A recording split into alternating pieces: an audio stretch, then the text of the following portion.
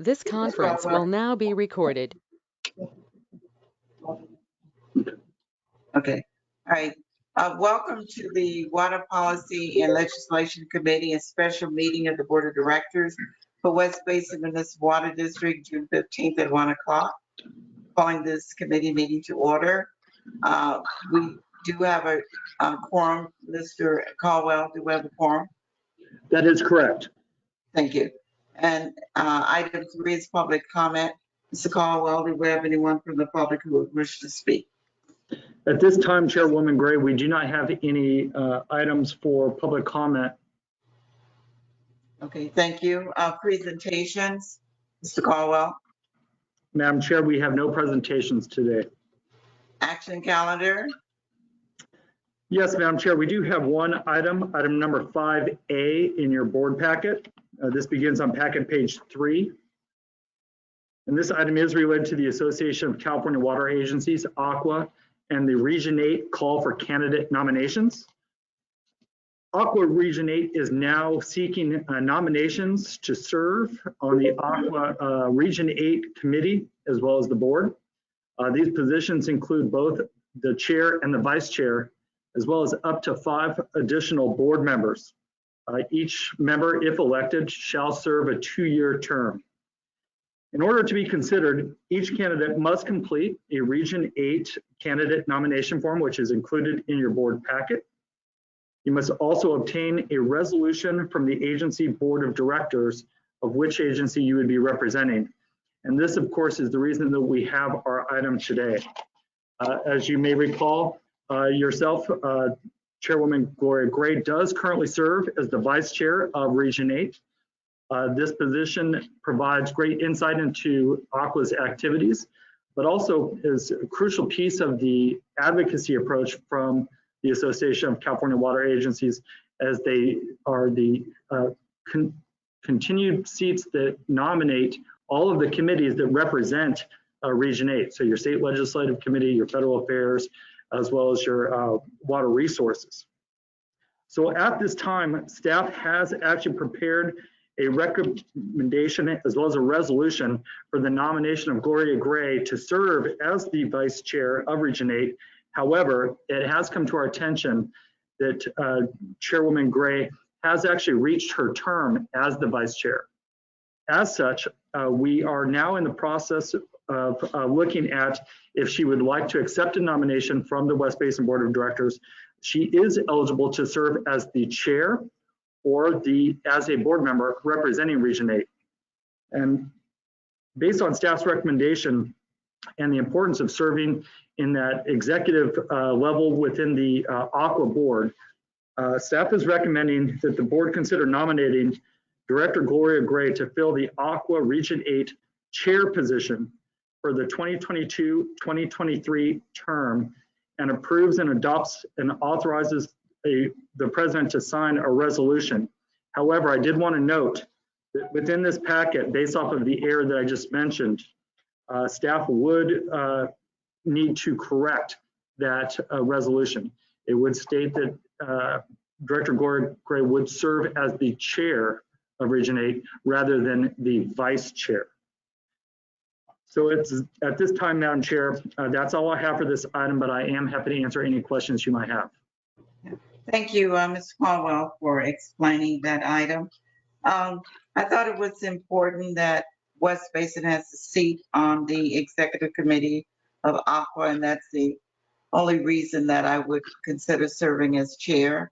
Otherwise, I would just be a member of ACWA, I believe. And so I discussed that with the acting general manager this morning. So I think it makes sense for West Basin to continue to have a seat on the executive committee. Steve Blois is the current chair, and I understand that he will not be running for chair. I had a conversation with him. And so I just want to provide that additional information. Thank you. All right, so are there any questions of this item?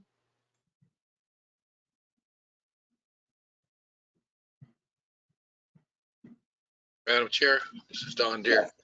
Yes. I would move that we approve this and make his recommendation to the board. All right, there's a first. Is there a second to the nomination? Actually, this is a two-person committee, so it's up to you and me. Oh, that's right. I'm sorry. Yeah. We will move it on to the board. Thank you, Director Deere, for reminding me this is committee. All right, Okay. so we will move the item to the board with the staff recommendation. Unless there are any other questions of any board members? Okay, all right, thank you, EJ. Thank you, Mr. Caldwell. Can you go on to the next item, please? Yes, Madam Chair, and just for clarification, staff will be updating the resolution and we will be bringing that to the full board meeting with a new draft for you. Thank you very much. So the next item that we have for you is within the information calendar.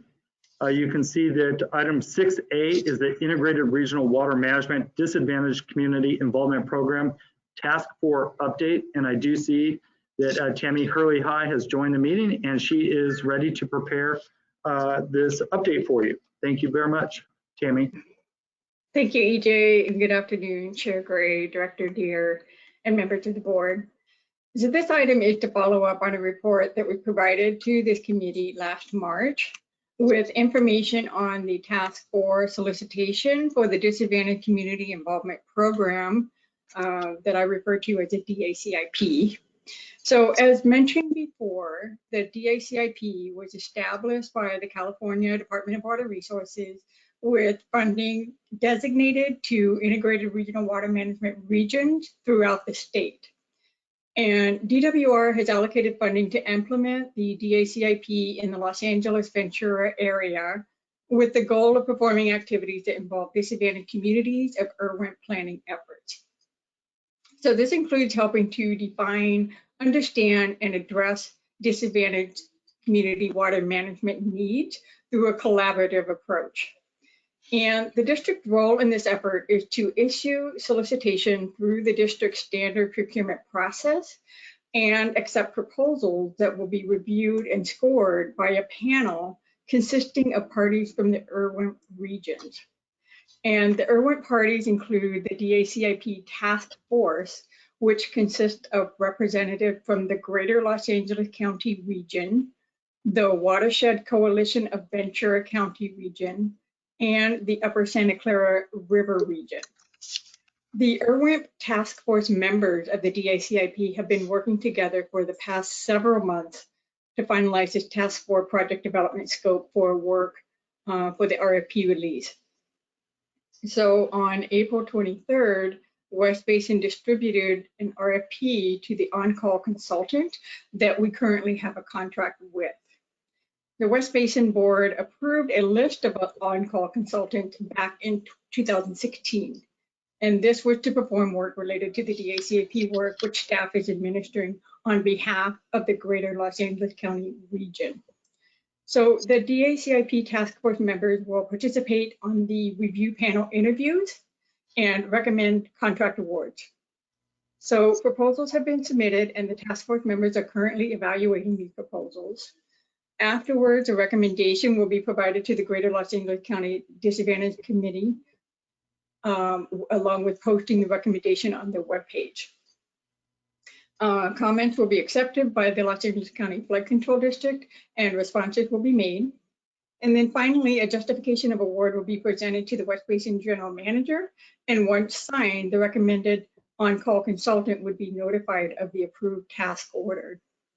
And the notice of the recommended award will be provided to the on-call consultant at the end of July. So I just wanted to provide you an update of where we are in this process, and I'll continue to provide updates as the program further progresses. And that concludes this report, and I would be happy to answer any questions. Thank you. Are there any questions?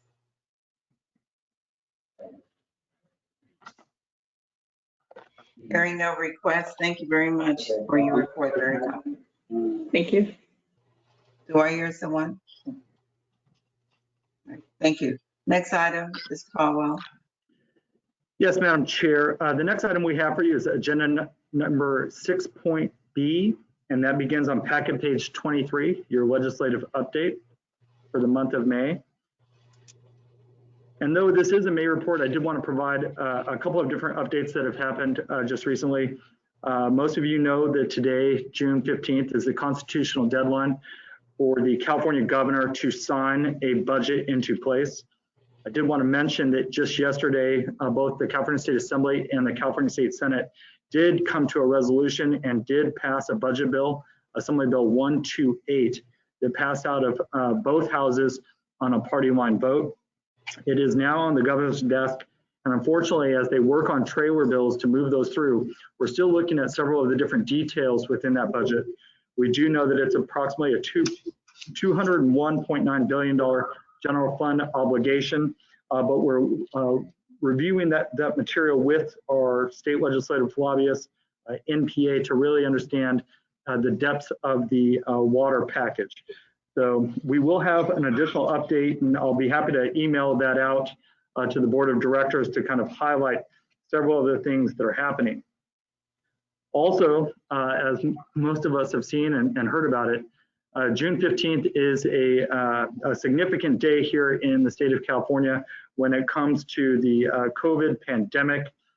It is the day in which the state of California, it was set to open, and the governor, of course, has been touting this day for quite some time.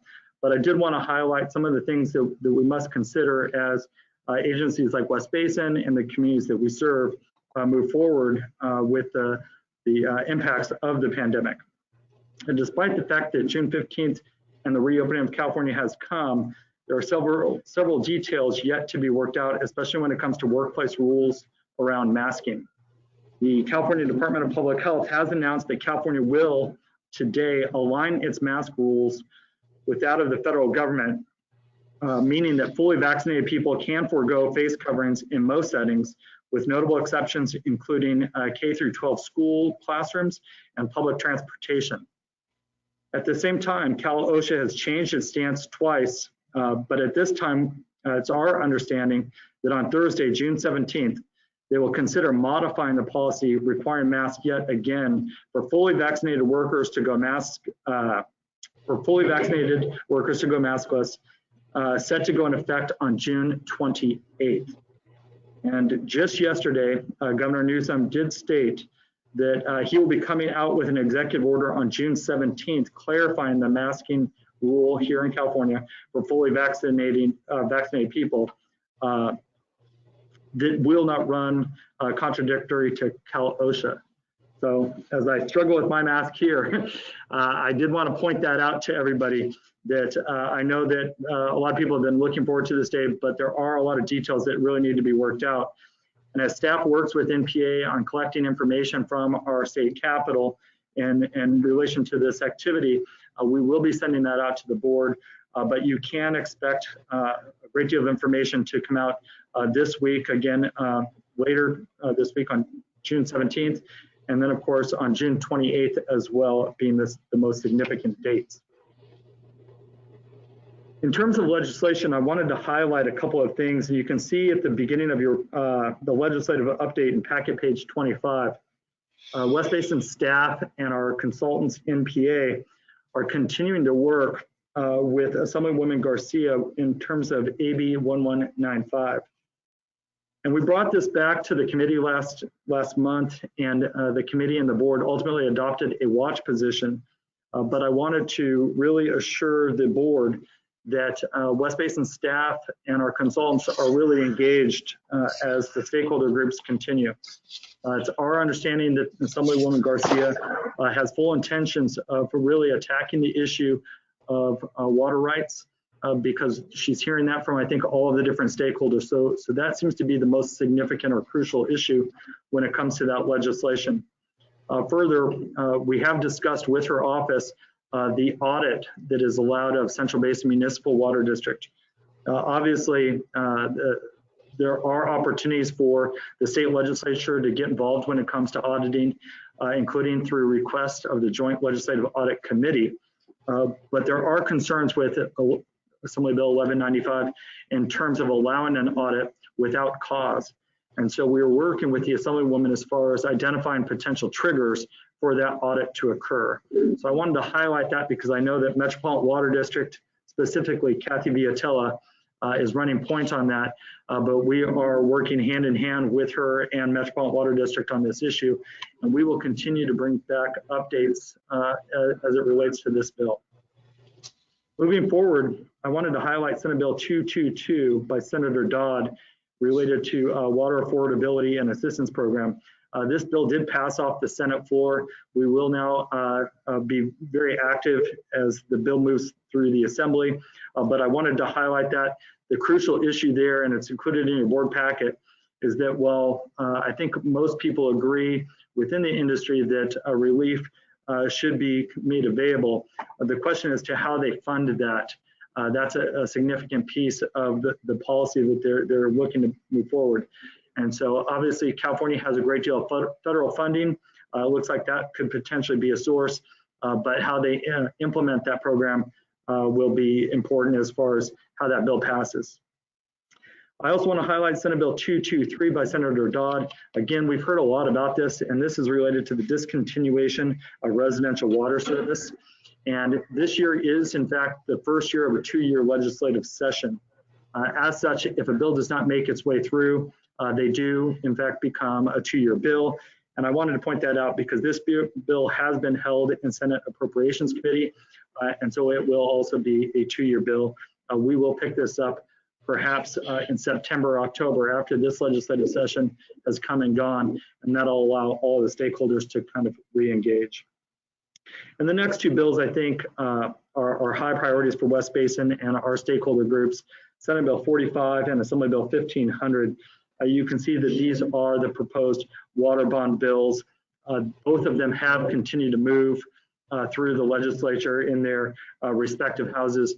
And West Basin has really taken an active leadership role when it comes to the Association of California Water Agencies, Water Reuse California, as well as California DSAL, to make sure that our voice is heard through many different microphones as far as who's testifying on these bills as they move through the California State Legislature. And last but not least, on packet page 27, I did want to highlight Assembly Bill 377. This is related to the California Clean Water Act. And this bill would require California surface waters to be fishable, swimmable, and drinkable by January 1st, 2050. And while I think a lot of people looked at this bill as a potential to do a lot of great things, there was a decent amount of concern related to the broad and vague language that the bill contained. And this bill was bottled up in Assembly Appropriations. It did not actually get out of its house of origin. And so this bill is dead, at least for this year. And we can see what the Assembly members that have in mind moving forward. With that, Madam Chair, I wanted to jump to our federal affairs report.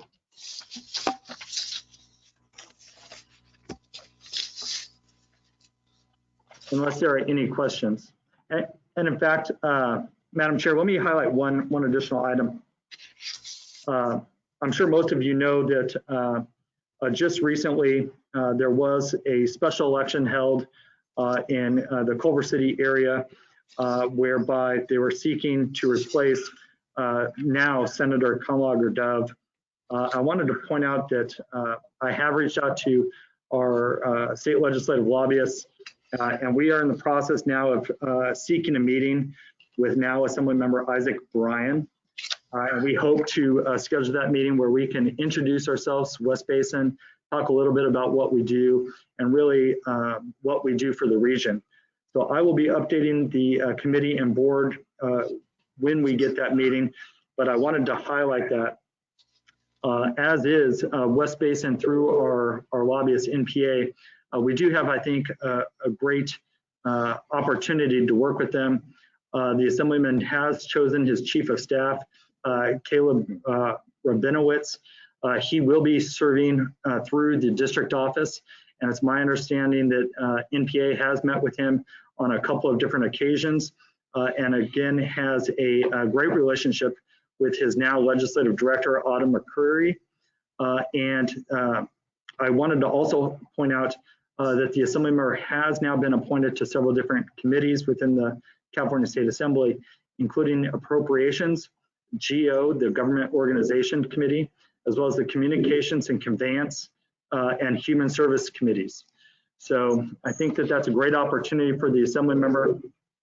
And of course, West Basin staff and NPA will be working with his staff, and we'll schedule a briefing with him as soon as possible. May I ask if there are any questions before I move on to the federal affairs update? Are there any questions? Director Deere?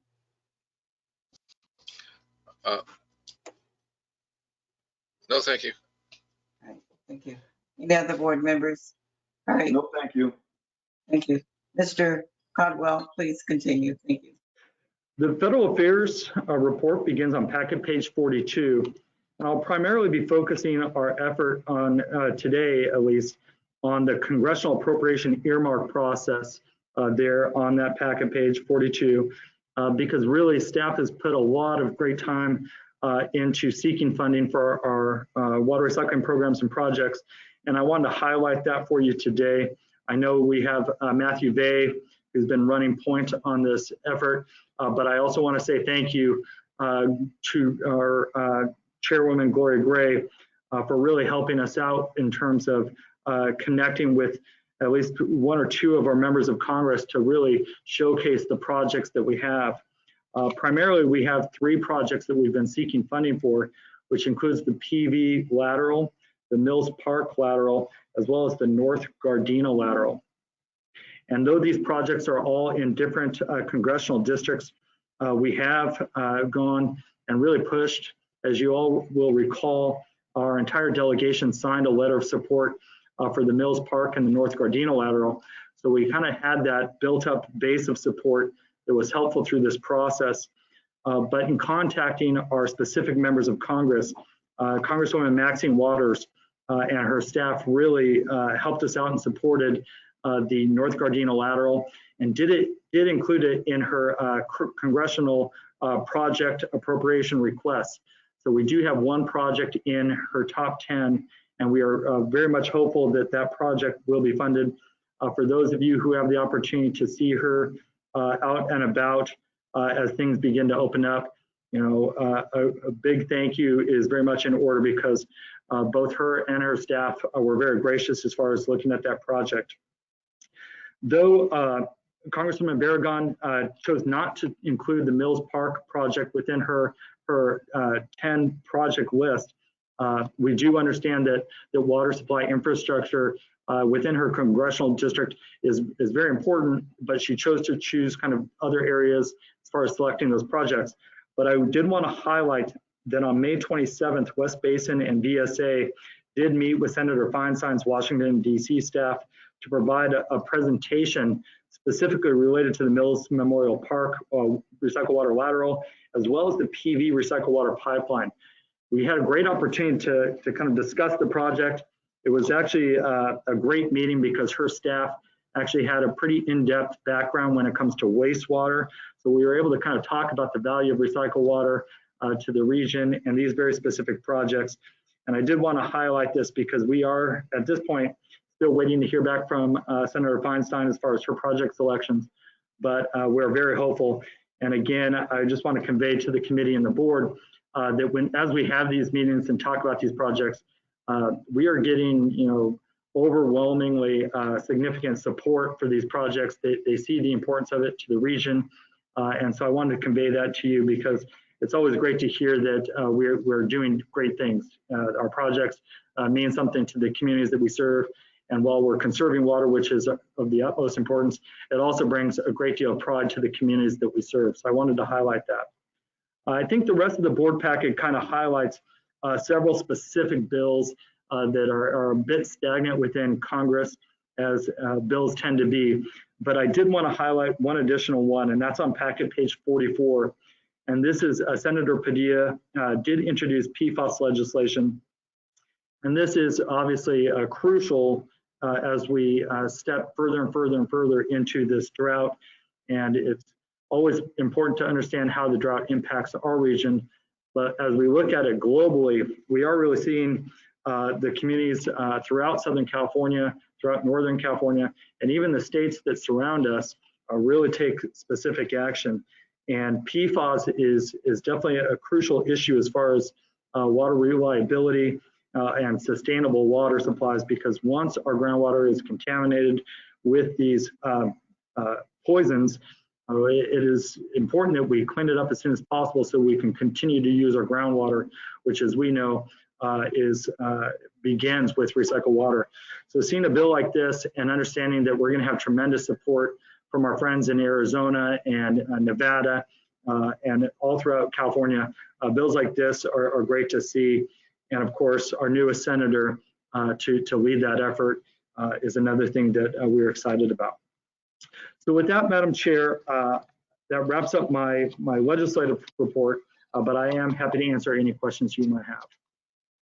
Thank you. Director Deere, questions? No questions, thank you. Do any other board member? Okay. Thank you. Very thorough report, you and Tammy. Thank you very much. Next item, Mr. General Manager. Yes, Madam Chair, we do have one more item on our information calendar, and this is the EJ Caldwell and Tammy Hurley High show for you. So item 6C is our monthly Metropolitan Water District update. Yeah, good afternoon. Hello again. So yeah, this is an update, a summary of activities of the Metropolitan Water District that are of interest to the West Basin Board. So first on the summary is the topic of recruitment process for the general manager. So last week on June 8th, the Metropolitan Board approved selection for its new general manager. I know I'm going to mispronounce his name, his last name, so please correct me, but it's Mr. Adel Hajikali. And his start date will be Tuesday, July 6th.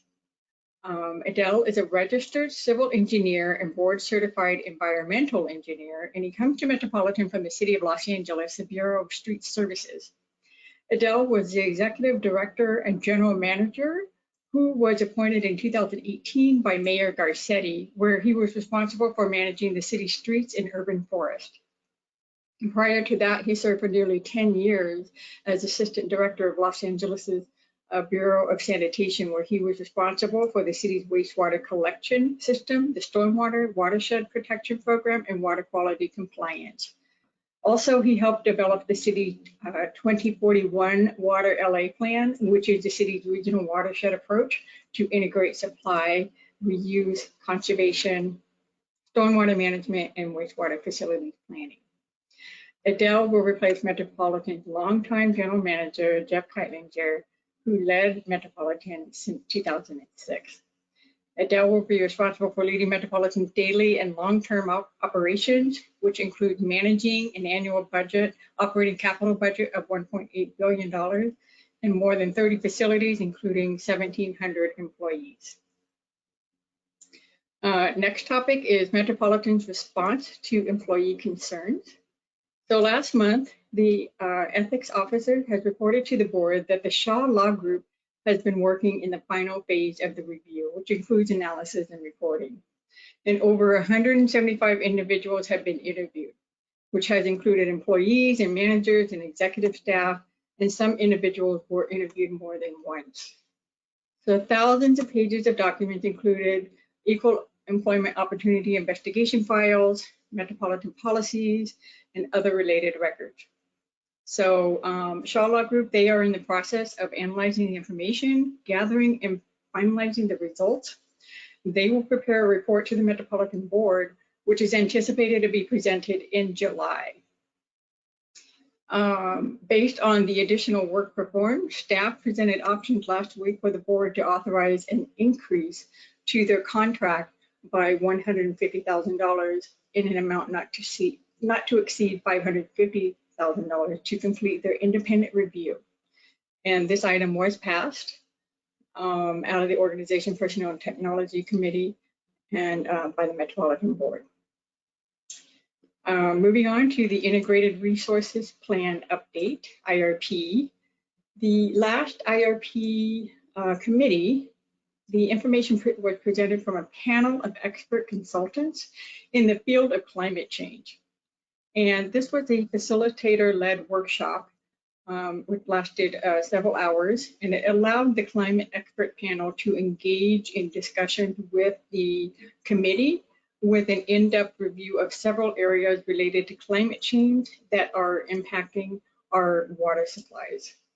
And the geographical areas of focus included Metropolitan's 2 main watersheds in California and the Colorado River Basin. So this information that we gathered from that workshop will provide important information toward refining future scenarios for the water supply and demand gap analysis, which is a critical part of the 2020 IRP. With respect to the rate refinement process, moving on, so Metropolitan has continued discussions with the member agency work group to refine the rate structure guiding principles and demand management cost of service methodology and recovery mechanisms. So regarding the rate structure guiding principles, Metropolitan staff presented an updated set of principles for the rate structure framework. And this is included as attachment A on page 51 of the packet. On that, if we can go over to page 51, it has a couple of slides that were shown to the committee. And the rate structure framework is to provide policy objective to evaluate alternative rate structure proposals. So at the top of page 51 is the existing rate structure framework with charts that highlight the board adopted strategic plan. And there's a gold shaded area, a blue shaded area, and a green shaded area. And the focus was to be under the green shaded area, the existing rate structure framework, which the existing framework has 5 listed items. Yeah. And then the rate structure framework is what Metropolitan has been discussing with member agencies during the past couple of months, just to expand upon this and clarify. So back at the slide at the bottom of the page is the draft of the proposed changes to this framework. And as you can see, this list includes more items. It's up to 8 items, up from 5 items. And the updated bullets for the principles 2 and 3 were not in the framework itself, but it was included in the cost of service report that Metropolitan publishes. So it would be important to include it in the updated framework itself. Let's see, so yeah, item number 7 is a new item in the framework, and that builds upon the statement of the common interest. And moving forward, it is anticipated that a comprehensive informational report on demand management cost recovery will be presented to the board in July, and an action for consideration will be presented in the following month. So Metropolitan will continue working with the member agencies on the rate refinement guiding principles. Also, later in September, Metropolitan staff will start the process for the biannual budget and rates and charges, and that will be for fiscal year 2022-23 and fiscal year 2023-24. So that wraps up that summary. Included in this report also is attachment B and C that have the board meeting actions. Also, there is a summary of the board member vote results for the past 3 months under attachment D. And then finally, on the water supply updates, on attachment E are graphics depicting the current water conditions. So, and that can be found on the second to the last page of this packet on page 63. Thank you. Yeah, so if we can go to page 63, I can provide a brief oral update on the current conditions. So these graphics depict the water supply conditions through the end of May, and highlights indicated in the blue box of the middle section of the first page. This summarizes the California precipitation at the H station index is 47% of normal. Water year runoff forecast for the Sacramento River is 38% of normal. Precipitation in the upper Colorado River Basin is 74% of normal. And the water year runoff forecast for Lake Powell is forecasted for 32% of normal.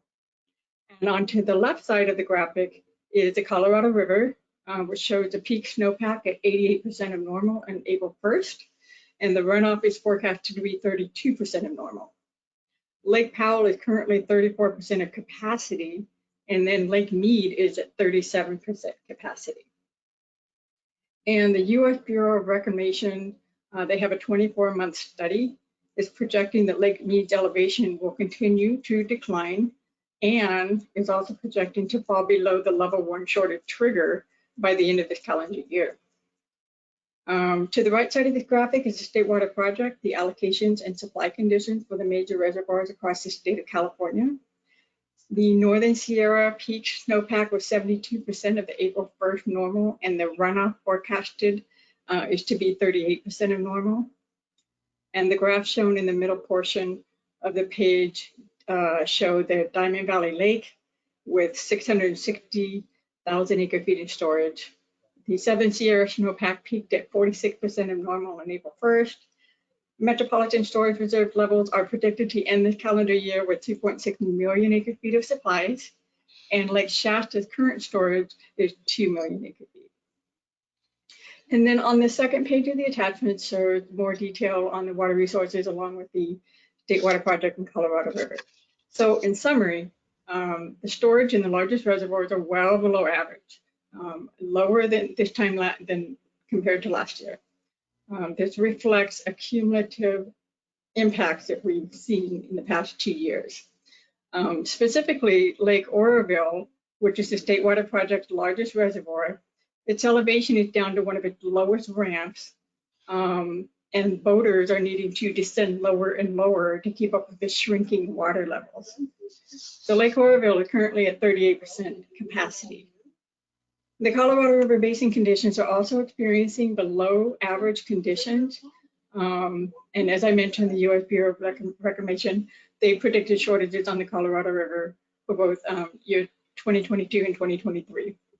That will be the first shortage ever declared on the system.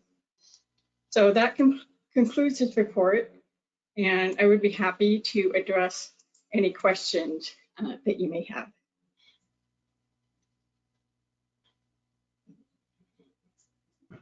Madam Chair, this is Director Houston. Yes, Director. Sure, I just had a question for Tammy.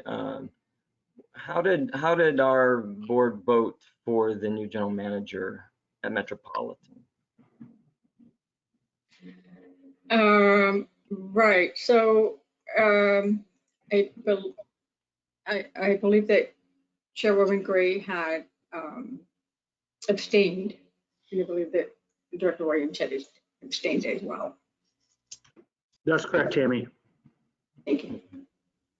Thank you. And I'm not sure if the chairwoman, well, I would ask a question to Chairwoman, because I did listen to that meeting, and you said during that meeting that you would have preferred to hire a woman, and I guess that was part of why you're abstaining. Can you elaborate on that? What I said in the meeting, and I don't remember the exact words, I don't say I prefer to hire a woman. I think that was, it may have inferred that, but the candidate that I chose was a woman, and because I support women, and I thought that the woman that I did vote for was very qualified, and so that was my selection, and she happened to be a woman, and I thought that was a good thing. Okay. That we would support a qualified woman. And so Okay. that was my reasoning, and I continue to support that. I'm looking forward to working with the new general manager, but and I think I indicated that we had a number of qualified women that applied. You know, we had a very diverse group of folks who did apply, and a number of them were qualified women. And for that reason, I thought that was my choice, the best qualified person, and she happened to be a woman, and I do support women. Okay. And just one more question, because obviously a lot of people are following the general manager hiring at Metropolitan, and I'm sure it became pretty clear at some point that the gentleman who got it, Adel Hadji Khalil, he did end up having the vote. But is there a strategic advantage to West Basin having abstained on that vote? I didn't hear the first part of your statement, Director Houston. What did you say in the beginning? Oh, I said a lot of people were following the general manager hiring process. Right. There was a lot of reports in the news. But once it was clear that Adele Haji Khalil had the votes, was there a strategic advantage for West Basin to not support his contract? Well, I don't think nothing in that was not clear until the vote. That's what people need to understand. Until people voted, he was not hired. And so you can't say it was clear until the final vote. Anyone could have changed the vote, just like the ones who did not support him initially. They did some, most of them I did change the vote to abstention. I think one person voted no. But that was the prerogative of each board member. I don't see any disadvantage. If you do, you can state that. Uh, I stand by what I did. That was my decision. I still felt that Pat Melrose was a very qualified person. She was a woman, and that's why I supported her. Okay. Okay. I mean, obviously, like it seems much of our whole country is very divided right now, and it was very divided, but so many of the agencies just abstaining and even one voting no. It just, you know, the whole thing is again divided leadership. So anyway, just a comment, but you know, certainly West Basin did not support him, and I thought that was unfortunate, but it is what it is. So thank you.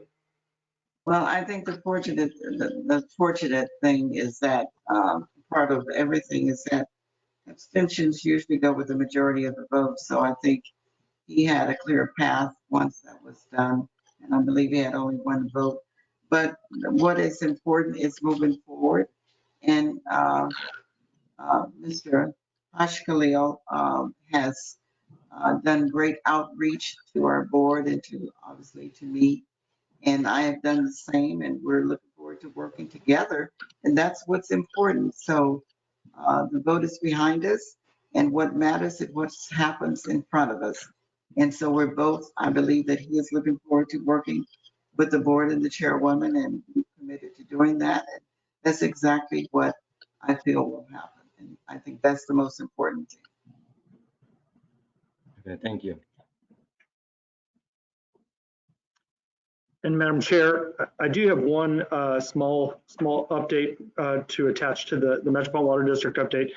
After submitting the board memo, we were notified that Metropolitan Water District will be hosting a virtual tribute to Jeff Keilinger. That event is later this month and will be at 4:30 p.m. I believe the date of it is June 30th. Is that correct? So I do believe that that event has been added to all of your calendars. If you'd like to participate, please let admin staff know and we'll get you registered. Is that the event with the employees, or is that the industry event? I believe it's I thought it was employees. but I know it's been widely circulated. So I know several people within the industry have received it. So we wanted to make sure that we got it out to our board as well. Is that virtual? Correct, it is. Okay. I know there are a number of events that are being planned for Jeff, at least two that I know of. I know the Boy Scouts of America is planning one, and I think that is the industry one. And I thought there was one for just the employees at Metropolitan. So that may be on a different date than the one you're mentioning. We'll do a little research on our end and just make sure and confirm with all of you. Okay, thank you. Any other questions, Director Houston or anyone else? Director Deere? No? No. All right. Anything else, Mr. Caldwell? No, Madam Chair, that wraps up our information calendar. There are no items under number 7, closed session, and that only leaves director's comments and future agenda items under item number 8. All right, director's comments. Director Deere, any comments? No, good, efficient meeting. Thank you very much for all the people who made reports. Very good. Thank you. Thank you. Director Houston? Yes, I neglected earlier to say thank you to Tammy and EJ for including the vote tallies of the Metropolitan votes. Thank you very much for that, as I've requested. And also, I would like it reflected in the minutes of this meeting, that personally, I congratulate Adel Haji Khalil on his appointment as general manager of Metropolitan. I think it was a great choice. So thank you. And thank you, EJ. Director Williams. Director Williams. Okay. Thank you to staff. Very efficient meeting this morning. Your report's very thorough. And so with that, we will adjourn. I will adjourn the meeting. Thank you very much for everyone attending. Thank you, Madam Chair.